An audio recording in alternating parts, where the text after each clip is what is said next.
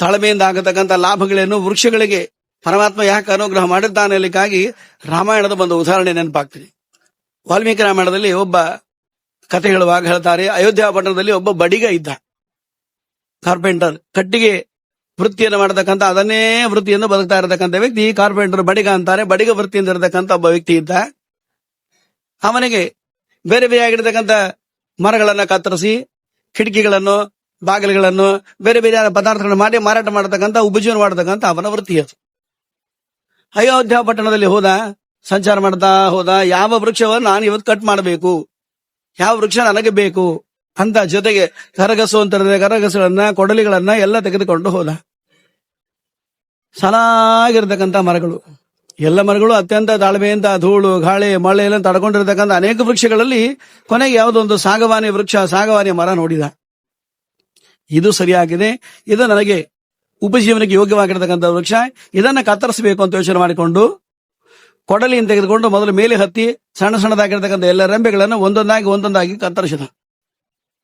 ಪಾಪ ಮೊದಲೇ ಚಳಿ, ಗಾಳಿ, ಮಳೆ, ಬಿಸಿಲು, ಧೂಳಿಯಿಂದ ಪೆಟ್ಟು ತಿಂದು ತಾಳ್ಮೆಯಿಂದ ಇರತಕ್ಕಂಥ ವೃಕ್ಷ, ಅವನು ಜೋರಾಗಿರ್ತಕ್ಕಂಥ ಕೊಡ್ಲಿ ಪೆಟ್ಟೆಗಳು ಹಾಕಿದಾಗ ಅದನ್ನು ಕೂಡ ನಿಧಾನಕ್ಕೆ ತಡ್ಕೊಂಡು ಸುಮ್ಮನೆ ಕೂತ್ಕೊಂಡು ಅವೆಲ್ಲ ತುಂಡಾಗಿ ಕೆಳಗೆ ಬಿದ್ದ ಮೇಲೆ ಅತ್ಯಂತ ದಪ್ಪ ಆಗಿರ್ತಕ್ಕಂಥ ಕೆಳಭಾಗಲಿರ್ತಕ್ಕಂತಹ ಮರವನ್ನ ಕರಗಸಿದಾಗ ಜೋರಾಗಿ ಕತ್ತರಿಸಿದ.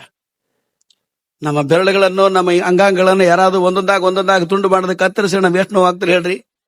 ಆ ಎಷ್ಟೇ ನೋವಾದ್ರೂ ಕೂಡ ಎಲ್ಲ ನೋವನ್ನು ತಡ್ಕೊಂಡಿತ್ತು ಆ ವೃಕ್ಷ.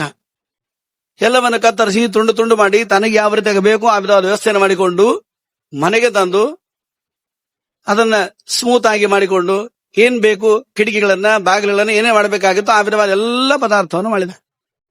ಎಲ್ಲೆಲ್ಲಿ ಡಿಸೈನ್ ಮಾಡಬೇಕಾಗಿದೆ, ಕುಸುರಾಗಿ ಮಾಡಬೇಕಾದ ಅಲ್ಲಿ ಉಳಿ ತೆಗೆದುಕೊಂಡು, ಹತೋಡಿ ತೆಗೆದುಕೊಂಡು ಜೋರಾಗಿ ಹೊಡೆದು ಸುಂದರವಾಗಿರತಕ್ಕಂಥ ಚಿತ್ರಗಳನ್ನು ಮಾಡಿದ. ತನಗೆ ಚಿತ್ರ ಮಾಡಬೇಕಾಗಿದೆ ಅಂತ ಕೊಡಲಿಯಿಂದ, ಉಳಿಯಿಂದ ಜೋರಾಗಿ ಹೊಡೆದೆ ನಮ್ಮ ದೇಹದ ನೋವು ಎಷ್ಟು ನೋವು ಆಗ್ತದೆ. ಆ ವೃಕ್ಷದಲ್ಲಿರ್ತಕ್ಕಂಥ ಜೀವ ಎಲ್ಲ ತಾಳ್ಮೆಯಿಂದ ತಡ್ಕೊಂಡು ಪಾಪ ಅದೆಲ್ಲವನ್ನ ಕತ್ತರಿಸಿ ಇಷ್ಟೆಲ್ಲ ಮಾಡಿ ಅದೆಲ್ಲ ಮಾರಾಟ ಮಾಡಿಕೊಂಡ. ಕೊನೆಗೆ ಚಿಕ್ಕದಾದ 2 ತುಂಡುಗಳು ಮಾತ್ರ ಉಳಿಯಿತು, ಕಟ್ಟಿಗೆ 2 ತುಂಡುಗಳು. ಇದನ್ನೇನ್ ಮಾಡಬೇಕು, ಸುಮ್ನೆ ಬೀಸಾಡಬಾರ್ದು, ಏನಾದ್ರೂ ಮಾಡಬೇಕು ಅಂತ ತಲೆಯಲ್ಲಿ ವಿಚಾರ ಬಂತು. 2 ಕಟ್ಟಿಗೆಯ ಪಾದಕೆಗಳನ್ನು ಮಾಡಿದ. ಶ್ರೀಪಾದಗಳು ಹಾಕೊಳ್ತಾರೆ ನೋಡ್ರಿ, ಸನ್ಯಾಸಿಗಳು ಧಾರಣೆ ಮಾಡತಕ್ಕಂಥ ಪಾದಕೆ ಯಾವ ರೀತಿ ಹೇಳ್ತಾರೆ ಹಾಗೆ ಕಟ್ಟಿಗೆ 2 ಕಡಾಯಿ ಅಂತ ಹೇಳ್ತೇವೆ ನಾವು. ಕಟ್ಟಿಗೆ ಕಡಾಯಿಗಳು ಅಂದ್ರೆ ಕಟ್ಟಿಗೆ 2 ಪಾದಕೆಗಳನ್ನು ಮಾಡಿದ. ಕಟ್ಟಿಗೆ ಪಾದಕೆಗಳು ಮಾಡಿದ್ದನ್ನು ಯಾರಿಗೆ ಕೊಡಬೇಕು? ನಮ್ಮನ್ನು ಆಳತಕ್ಕಂಥ ದೊರೆ ದಶರಥ ಮಹಾರಾಜ ನಮ್ಮನ್ನು ರಾಜ ಆಳ್ತಾ ಇದ್ದಾನೆ. ನಮ್ಮನ್ನು ಆಳ್ತಕ್ಕಂಥ ದಶರಥ ಮಹಾರಾಜನಿಗೆ ಈ ಬಡವನಾಗಿರ್ತಕ್ಕಂಥ ಬಡಿಗನ ಒಂದು ಉಪಾಯನ ಅಂತ ಕೊಡಬೇಕು ಅಂತ ಯೋಚನೆ ಮಾಡಿ ಹೋದ.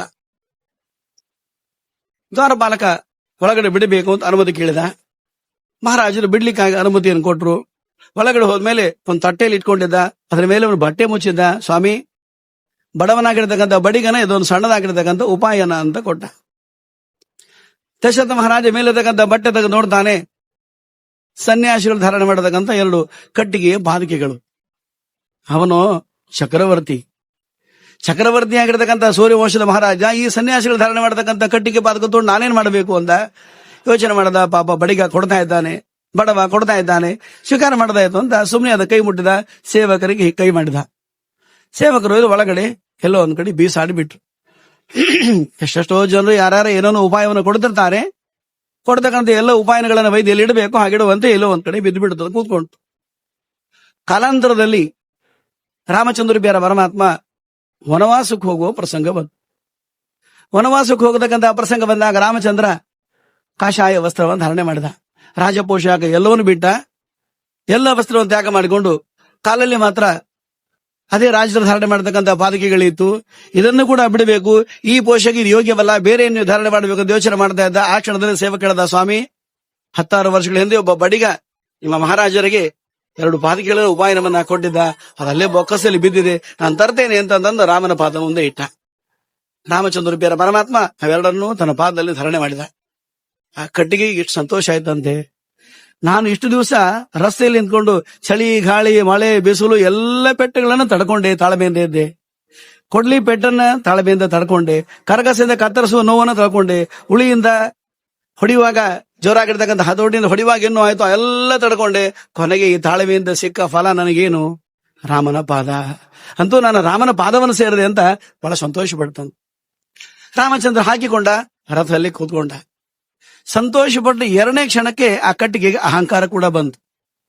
ಕಟ್ಟಿಗೆ ಯೋಚನೆ ಮಾಡತಂತೆ, ಕಟ್ಟಿಗೆ ಇರತಕ್ಕಂತ ಜೀವ, ಆ ರಸ್ತೆಯಲ್ಲಿ ಸಾಕಷ್ಟು ಗಿಡಗಳಿದೆ, ಯಾರಿಗೂ ಈ ಭಾಗ್ಯ ಸಿಗ್ಲಿಲ್ಲ, ನನಗೆ ಈ ಭಾಗ್ಯ ಸಿಗಬೇಕು ಅಂದ್ರೆ ನಾನ್ ಪುಣ್ಯವಂತ, ಅವರೆಲ್ಲರಿಗಿಂತ ಜಾಸ್ತಿ ಪುಣ್ಯ ನಾನ್ ಮಾಡಿದ್ದೀನಿ, ನಾನೇ ದೊಡ್ಡ ಪುಣ್ಯವಂತ. ಒಂದು ಕ್ಷಣ ಅದಕ್ಕೆ ಅಹಂಕಾರ ಬಂತು. ರಾಮನಂದ, ನೀನಿಷ್ಟೆಲ್ಲಾ ತಾಳ್ಮೆಯಿಂದ ಇದ್ದಿ, ಪಾಪ ನೀನು ಸೌಜನ್ಯದ ಇದ್ದಿ ಅಂತ ನಿನ್ನ ನನ್ನ ಪಾರದ ಅಡಿಯಲ್ಲಿ ಸ್ಥಳ ಕೊಟ್ರೆ ನಿನಗೂ ಬಂತ ಸೊಕ್ಕು, ಹಾಗಿದ್ರೆ ಮಾಡ್ತೇನೆ ಅಂತ ಅರ್ಧ ದಾರಿವರೆಗೆ ಹೋಗಿದ್ದ. ರಾಮ ಹೇಳ್ದ, ಸುಮಂತು ಎಲ್ಲಿಗೆ ರಥವ ನಿಲ್ಸು, ನಮ್ಮ ಮುಂದೆ ನಡೀತಾ ಹೊರಟು ಹೋಗ್ತೇನೆ ಅಂತ. ಆಶ್ರಮ ಇಲ್ಲೇ ಪಕ್ಕದಲ್ಲಿದೆ, ಹೋಗ್ಬೇಕು, ನಾನು ನಡೀತಾ ಹೋಗ್ತೇನೆ, ರಥ ಎಲ್ಲಿ ನಿಲ್ಲಿಸು ಅಂತ ನಿಲ್ಲಿಸಿ ಸೀತಾ ಲಕ್ಷ್ಮಣ ಸಮೇತನಾಗ ರಾಮಚಂದ್ರ ನಡೀತಾ ಹೊರಟ. ಕಾಲ್ನಡಿಗೆಯಿಂದ ನಡೀತಾ ಹೊರಟಾಗ, ಕಾಲಲ್ಲಿ ಚಪ್ಪಲಿಗಳನ್ನು ಧಾರಣೆ ಮಾಡಿದಾಗ, ಅರಣ್ಯದಲ್ಲಿರ್ತಕ್ಕಂಥ ಕಲ್ಲುಗಳು, ಮುಳ್ಳುಗಳು, ಕಟ್ಟಿಗೆಗಳು, ಜೋರಾಗಿರ್ತಕ್ಕಂಥ ಪದಾರ್ಥ, ಚುಚ್ಚುವ ಪದಾರ್ಥವಿದೆ, ಎಲ್ಲ ಯಾರಿಗೆ ಚುಚ್ಚದೆ? ಪಾದಕಿಗೆ ತಾನೇ ಚುಚ್ಚಬೇಕು. ಮೇಲೆ ರಾಮಚಂದ್ರ ಬೇರೆ ಪರಮಾತ್ಮ ದೇಹದ ಭಾರ, ಕೆಳಗಡೆ ಕಲ್ಲು ತುಸ್ತಾ ಇದೆ, ಮಣ್ಣು ತುಸ್ತಾ ಇದೆ, ಕಟ್ಟಿಗೆ ತುಸ್ತಾ ಇದೆ, ಮುಳ್ಳು ತುಸ್ತಾ ಇದೆ, ಕೆಳಗಡೆ ಎಲ್ಲ ಅದಕ್ಕೆ ತುಸ್ತಾ ಇದೆ. ಪಾಪ ಕೆಳಗಡೆ ಚುಚ್ತಾ ಇರುವಾಗ ಮೇಲೆಲ್ಲ ಕೆಳಗೆಲ್ಲ ನೋವಾಯ್ತು. ಅದು ವಿಚಾರ ಮಾಡುದು, ರಾಮ ತಪ್ಪಾಯ್ತು, ನಾನು ಒಂದು ಕ್ಷಣ ಅಹಂಕಾರಕ್ಕೊಳಗಾಗಿದ್ದೆ, ನನ್ನನ್ನು ನೀನು ಮೇಲಿಂದ ನೀನು ತುಳಿತಾ ಇದ್ದೆ, ಕೆಳಗಡೆ ಅವೆಲ್ಲ ತುಸ್ತಾ ಇದ್ದೆ, ಪರಮಾತ್ಮ ಅಪರಾಧವಾಯ್ತು, ಕ್ಷಮಿಸು ಅಂತ ಮನಸ್ಸಲ್ಲೇ ಕ್ಷಮಾಪಣೆ ಕೇಳ್ಕೊಂತು. ಯಾರಿಗೂ ಗೊತ್ತು ಪಾಪ. ರಾಮಚಂದ್ರ ಋಷಿಗಳ ಆಶ್ರಮ ಸೇರಿದ್ದ. ಕೆಲವೇ ದಿನಗಳಲ್ಲಿ ಭರತನಿಗೆ ಗೊತ್ತಾಯ್ತು, ಅಣ್ಣ ನಿನ್ ತಿರುಗಿ ಬರಲೇಬೇಕು ಅಂತ ಕರೆಗೆ ಬಂದ. ರಾಮಚಂದ್ರ ರೂಪಿಯಾದ, ನಾನು ಬರೋ ಹಾಗಿಲ್ಲ ಅಂದ. ಪಿತೃ ಆಜ್ಞೆಯನ್ನು ಪರಿಪಾಲನೆ ಮಾಡತಕ್ಕಂಥ ವ್ಯಕ್ತಿ ನಾನು ಸರ್ವತಾ ಬರೋ ಹಾಗಿಲ್ಲ ಅಂದಾಗ ಅವನೇನ್ ಕೇಳ್ತಾನೆ, ತೊಂದರೆ ಇಲ್ಲ ಸ್ವಾಮಿ, ನೀನು ತಂದೆ ಆಜ್ಞೆಯ ಪರಿಪಾಲನೆ ಮಾಡಲಿಕ್ಕೆ ನೀನು ಬರೆದಿದ್ರು ಪರವಾಗಿಲ್ಲ, ಆ ನಿನ್ನ 2 ಪಾದಕಿಗಳನ್ನು ಕೊಡು, ಅದನ್ನೇ ಅಯೋಧ್ಯಾಪತಿಯಾಗಿರ್ತಕ್ಕಂಥ ನೀನು ಕೂಡ ಸಿಂಹಾಸನ ಇಟ್ಕೊಂಡು ಅದರ ನೆರಳಲ್ಲಿ ನಾನು ರಾಜ್ಯವನ್ನು ಆಳ್ತೇನೆ. ಅದನ್ನು ಕೊಟ್ಟ. ಆ 2 ಪಾದಕಿಗಳು ಬಂದು ಕೂತದ್ದು ಎಲ್ಲಿ? 14 ವರ್ಷ ರಾಮಚಂದ್ರಪಿಯಾಗಿರ್ತಕ್ಕಂಥ ಪರಮಾತ್ಮ ಬರುವವರೆಗೂ ಅದರ ಅಯೋಧ್ಯಾಪತಿಯ ಅಧಿಪತಿಯಾಗಿ, ರಾಜ್ಯದ ಅಧಿಪತಿಯಾಗಿ ಬರೆದಿರ್ತಕ್ಕಂಥದ್ದು ಯಾವುದು? ರಾಮಚಂದ್ರಪಿಯರ ಪರಮಾತ್ಮ 2 ಕಟ್ಟಿಗೆ ಪಾದಕಿಗಳು. ಆ ಪಾದಕಿಗಳಿಗೆ ಆ ಯೋಗ್ಯತೆ ಬರಬೇಕಾದ್ರೆ ಏನಿತ್ತು ಅಂದ್ರೆ ಸಹನಶೀಲತೆ. ವೃಕ್ಷಗಳಲ್ಲಿ ಜೀವ ಇರ್ತಾನೆ, ಇದೀಗ ಶ್ರೀಪಾದಗಳು ಹೇಳಿದ್ರು, ವೃಕ್ಷಗಳಲ್ಲಿ ಕೂಡ ಜೀವ ಇರ್ತದೆ. ಪಾಪ ನೋವು, ಕಷ್ಟ, ಹಿಂಸೆ ಎಲ್ಲ ಅನುಭವಿಸದೆ ಅವುಗಳಿಗೆ ನಾವು ಹಿಂಸೆ ಕೊಡಬಾರದು ಅಂತ ಕಳಕಳಿದ್ದ